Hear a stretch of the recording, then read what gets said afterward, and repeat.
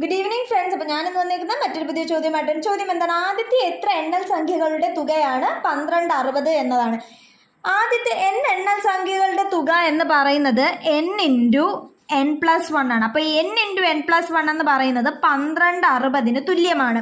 Okay, ഈ 1260 എന്ന് പറയുന്നത് 30നും 40നും ഇടയിൽ വരുന്ന അടുത്തടുത്ത് വരുന്ന രണ്ട് നമ്പേഴ്സിന്റെ എന്താണ് പ്രോഡക്റ്റ് ആണ്.